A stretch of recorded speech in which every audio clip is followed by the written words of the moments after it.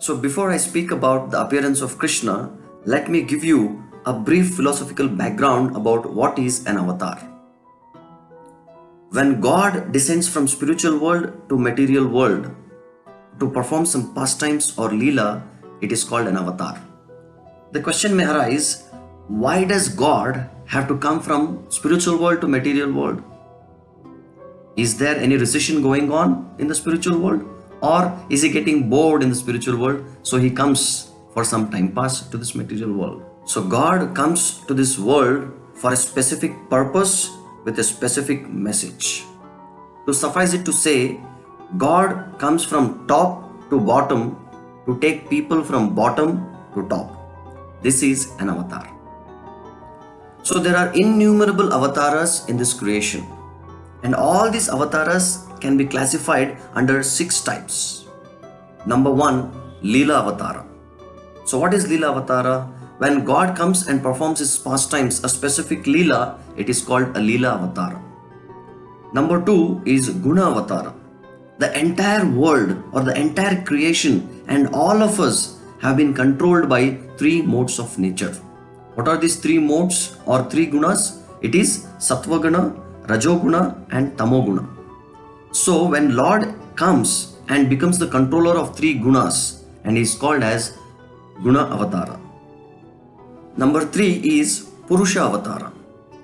So Lord as Mahavishnu creates innumerable universes, and the same Mahavishnu expands as Garbhodakashayi Vishnu and enters each universe and maintains the universe. And the same Garbhodakashayi Vishnu further expands as Kshirodakashayi Vishnu and enters each Jiva, and as Paramatma he takes care of every Jiva. And these are Purusha Avataras. And number 4 is Manvantara Avatara. What is Manvantara Avatara? In one day of Brahma, who is the creator, one day of Brahma, there are 14 Manvantaras. And in each Manvantara, the Lord appears. So in one day of Brahma, Lord descends 14 times. And this is called Manvantara Avatara. So number 5 is Yuga Avatara, which is very famous. So Krishna tells in Bhagavad Gita, Sambhavami Yuge Yuge. So every yuga, how many yugas are there?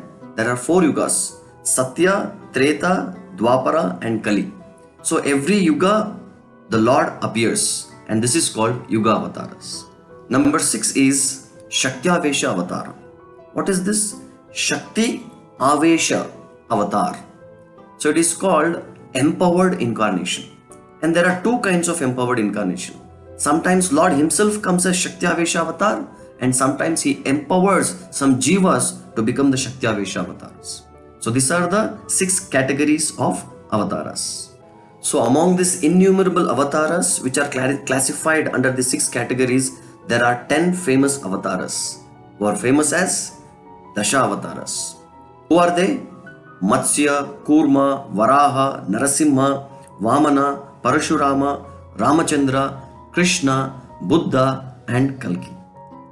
So among these Dasha Avataras, one of the famous avatara is Krishna Avatara, which is the topic for our discussion today. So Krishna's appearance is quite amazing. When God appears, he doesn't appear like all of us. When God appears, he chooses his parents. So now Krishna was born as the 8th child to Devaki and Vasudeva. So we need to know a very important secret behind Devaki and Vasudeva. So Devaki and Vasudeva, in their previous life, they were known as Prishni and Sutapa. And this Prishni and Sutapa, they performed very severe tapasya so that they can beget God as their son. So after the tapasya was performed, the Lord manifested and bestowed the boon that in their next life, the Lord personally would come as their son. So after the boon, in the next life, Prishni and Sutapa became Devaki and Vasudeva. So Devaki Vasudeva got married and they begot 6 children which were brutally murdered by Kamsa, who was Devaki's own elder brother. So after the 6 children were killed, then the 7th child was born, and this was Lord Balaram. So Balaram is an immediate expansion of Krishna, who is an eternal servant of Lord Krishna. So wherever Krishna appears, before that Balaram appears and prepares and makes the facility for the Lord to appear. So after the seventh child was born, next as the eighth child, Krishna appeared in the womb of Mother Devaki. So this is the beautiful story in brief about the appearance of Krishna. So by this appearance of Lord Krishna, what can we learn in our life? If we want Krishna to appear in our heart, then we have to follow the footsteps of Vrishni and Sutapa. So what we have to do? First, we have to perform severe tapasya and purify our senses. And second, we have to kill the 6 children. And who are the 6 children? And these 6 children signifies Kama, Krodha, Lobha, Moha, Mada and Matsarya. So when we kill these 6 children, then the 7th child, Balaram, appears. What does it mean? So Balaram signifies Adi Guru. So after killing these 6 children, we need to surrender to a Guru, and Guru prepares our consciousness for the appearance of the Lord. And as a 4th step, Krishna appears in our heart.